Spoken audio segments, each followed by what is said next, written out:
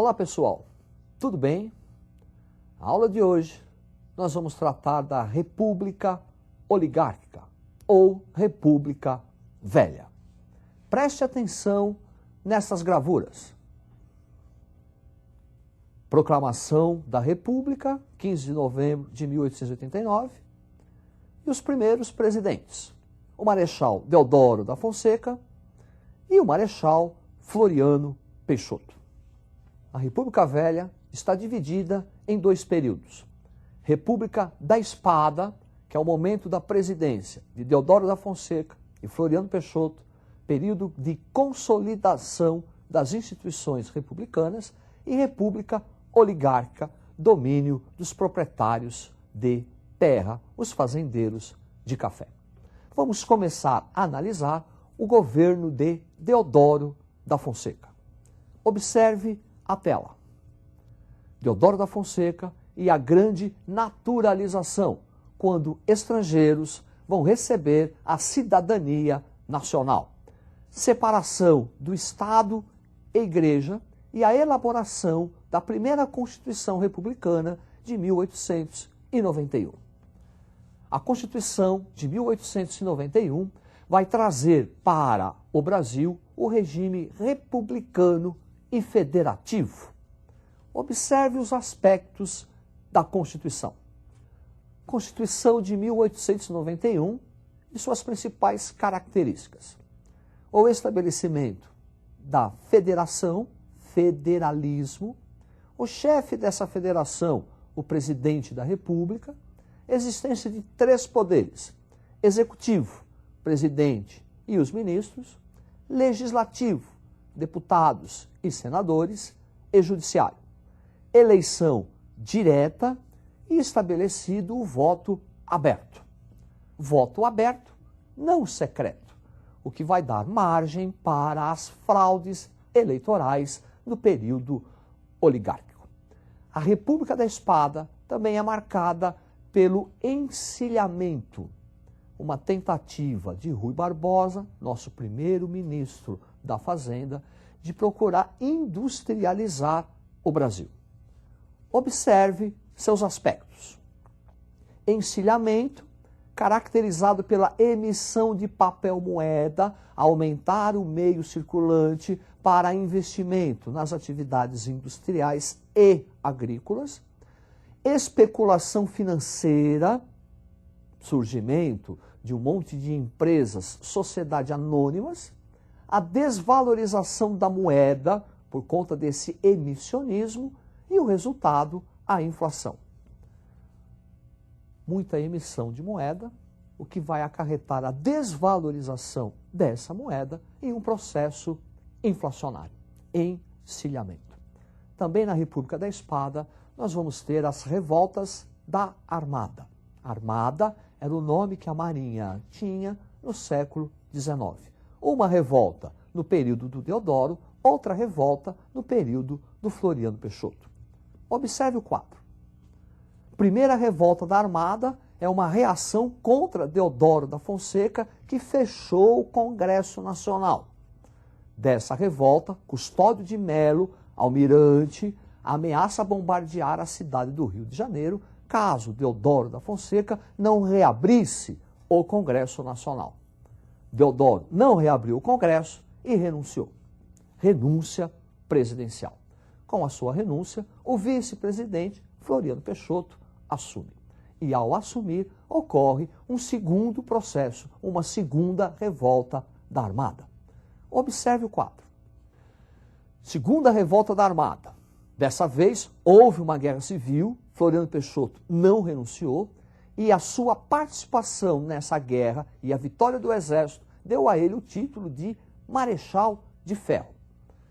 Floriano Peixoto também vai pacificar o estado do Rio Grande do Sul, que encontrava-se em guerra civil, a chamada Revolução Federalista. A sua atuação na Revolta da Armada e na Revolução Federalista é que lhe conferiu o título de Marechal de Ferro. Segundo a Constituição, Floriano Peixoto não poderia assumir a presidência com a renúncia do Deodoro. Ele deveria marcar novas eleições. Como ele não fez, daí a revolta da Armada. Floriano Peixoto, com mãos de ferro, vai consolidar as instituições republicanas.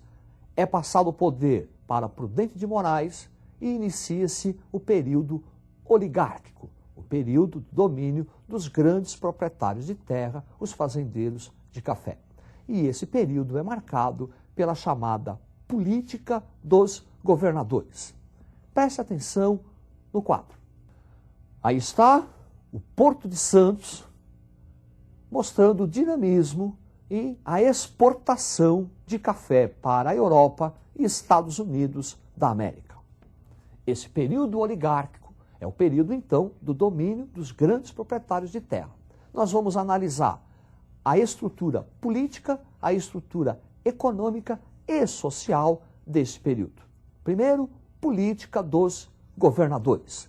Preste atenção no quadro. Política dos governadores, que consistia no apoio dos estados ao governo federal para manter a federação. Em troca, o governo federal apoiava também os estados. Existência da chamada Comissão Verificadora de Poderes e a política da degola. Pela política dos governadores, há um acordo entre Estado e a Federação, entre os governadores e o presidente da República. Por esse acordo, os governadores vão garantir a eleição de deputados da situação, que sempre vão apoiar o presidente da República. Em troca, o presidente da República garante que a oposição nos estados será esvaziada pela chamada Comissão de Verificação de Poderes. Funciona assim. Se algum deputado da oposição vencer a eleição, a Comissão de Verificação não entrega o diploma, alegando fraude eleitoral. É a chamada política da degola. Dessa forma, o governador não tem a oposição local e o presidente não tem a oposição no Congresso Nacional. E o ponto de referência para a fraude eleitoral era o coronel. Preste atenção no quadro.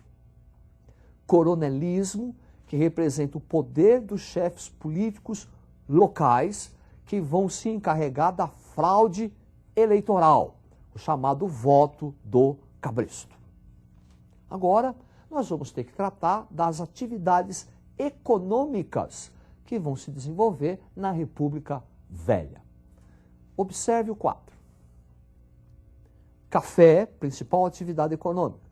Política de valorização do café, baseada na estocagem do excedente do café, desvalorização da moeda e a socialização das perdas. A produção do café era muito grande, o que provocava a queda do preço no mercado internacional. Pela política de valorização, o governo federal compra o café, estoca, provocando a sua falta no mercado e depois vende quando o preço estiver bom. E também uma política de desvalorização da moeda. Eu desvalorizo a moeda, o que vai beneficiar a exportação, mas não beneficia a importação. Esse processo de desvalorização da moeda realiza a socialização das perdas. Além do café, outras atividades agrícolas desenvolveram-se no período. Observe. A borracha e o cacau. Borracha, Amazonas, cacau, Bahia. Utilização da mão de obra de origem nordestina, fugindo da seca. Essas duas atividades vão trazer imensas fortunas e uma rápida decadência em virtude da concorrência estrangeira. Além do café, borracha e cacau, além das atividades agrícolas, houve também o desenvolvimento da atividade industrial. Observe o quadro.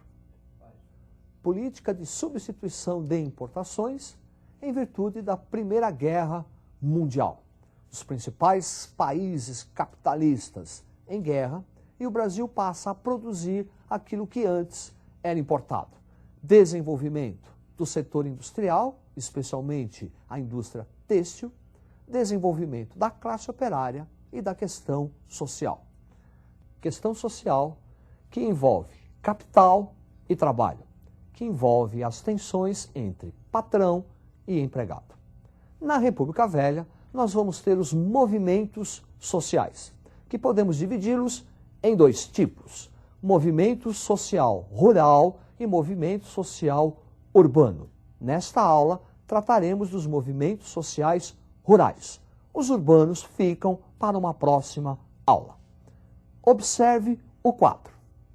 Guerra de Canudos, de caráter messiânico, provocada pela miséria do sertanejo, em virtude dos latifúndios, violenta reação do governo.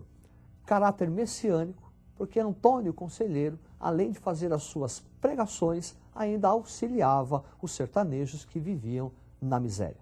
O governo federal vai ter que enviar 4 expedições para destruir Monte Belo. Um outro movimento, muito semelhante, ocorreu no sul do Brasil. Observe o quadro. Guerra do Contestado.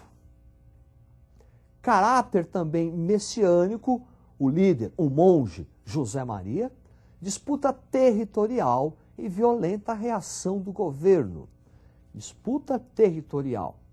Uma região entre Santa Catarina e Paraná contestada pelos 2 estados e que foi ocupada e invadida por miseráveis sertanejos. Também violenta reação do governo.